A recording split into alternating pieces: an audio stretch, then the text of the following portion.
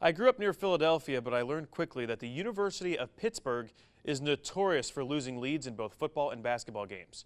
And the Hawkeyes were more than happy to continue that trend. Hawkeyes offense came out sputtering in the first half yesterday, so down 7-0 in the second quarter. Kirk Ferentz elects to roll the dice on 4th and 2. Great play call as Jake Rudock finds Henry Krieger-Kolbel, and we're tied up at 7 apiece. Now, the Panthers had a pretty good rushing attack and a pretty good running back in James Conner. He was racking up the yards on the ground, over 100 yards for him. Gets rewarded here in the second quarter with a 1-yard touchdown plunge. Pitt builds a 17-7 lead by halftime. With Rudock injured, kind of limping around on the sideline, here comes Sunshine from Remember the Titans. C.J. Beathard, the lookalike. The 63-yard bomb to Damon Powell. What a catch. Cue the 70s music. Where's Denzel Washington? Mark Wiseman then, later that drive with the spark by the Hawkeyes passing attack. He gets a chance on 3rd and 2 with the handoff. Basically goes untouched into the end zone from 10 yards out. That cuts the deficit to just 17-14.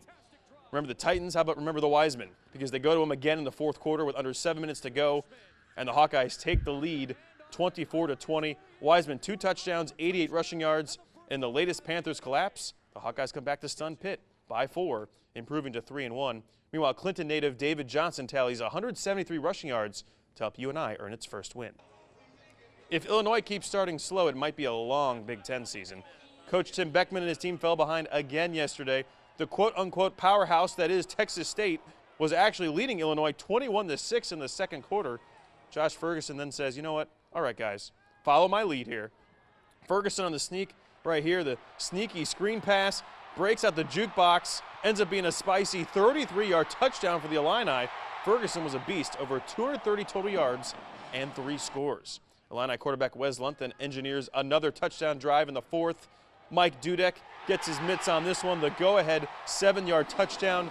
That gave the Illini a 32-28 lead, a lead they would not relinquish as the Illini avoid getting embarrassed, escaping 42-35.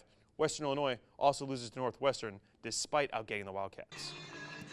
The action was heating up over at Augustana as the Vikings look to sail past Loras. I'm not even mad, that's amazing. Third quarter, Augie up 13-3. Bettendorf native Dylan Jones finds Josh Schulte, who makes a one-handed touchdown grab. Loras within 13-9. Augie regroups, however. Sam Frasco dials long distance, and Kyle Frake answers the call. 42 yards later, he's in the house. Vikings extend the lead to 20-9. Next Augie possession, same score. Frasco, a little bit of a fumble there, but he hangs on to it. Airs it out again. Perfect, just how they drew it up, right? Sean Fitzgerald, the 33-yard touchdown. That play was working. Augie earns its first win, 34-17. In other action, the Saints go marching over to Brady Street. St. Ambrose versus St. Francis. Second quarter, Bees down 14-0. On 3rd and 9, the pump fake, Patrick Smith to Chris Hovden.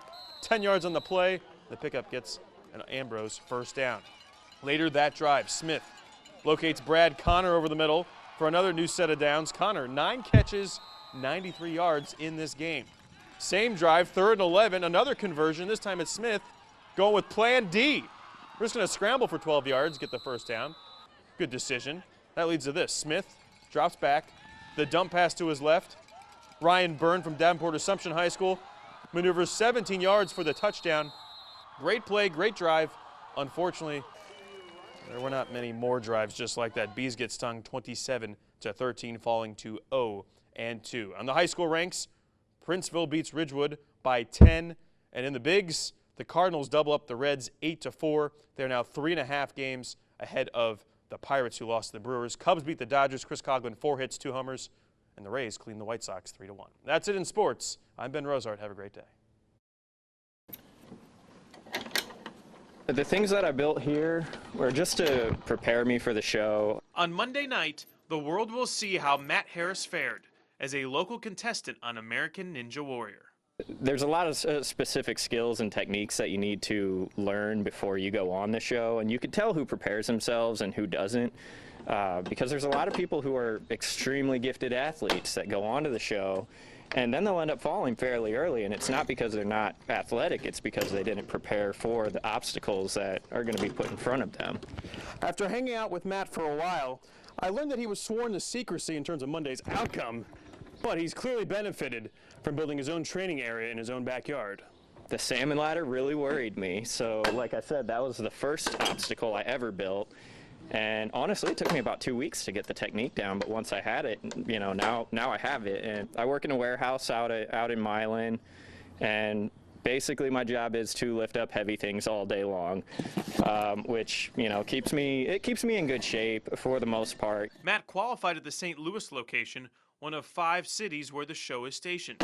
About 125 contestants qualify per city, and Matt is one of the few who made Monday's finals.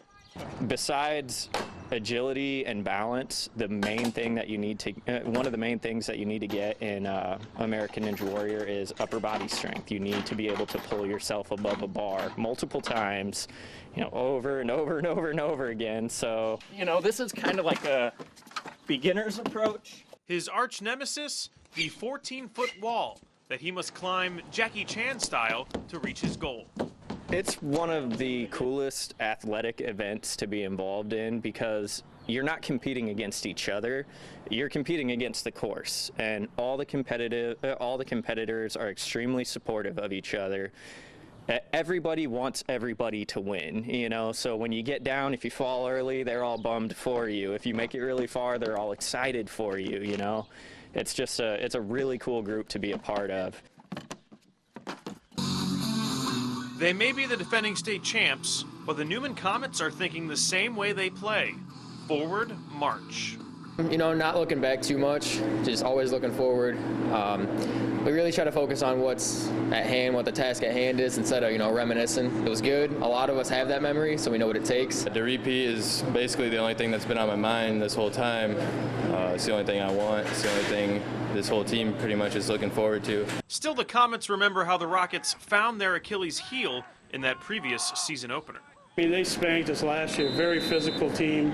That loss did us a lot of good last year. It focused us better. And the kids, they knew they weren't God's gift to football then. So, I think we learned our lesson.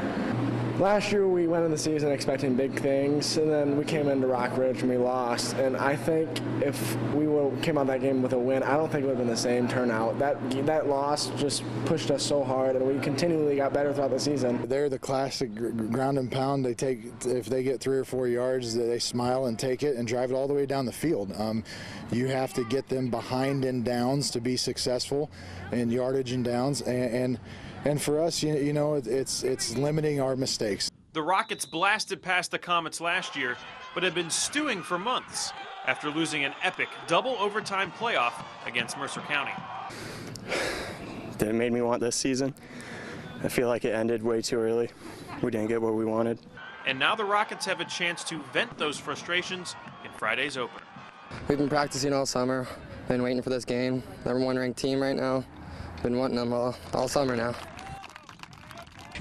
All right, Ben Rosehart is down there in the finish line with our happy jackpot winner. Ben?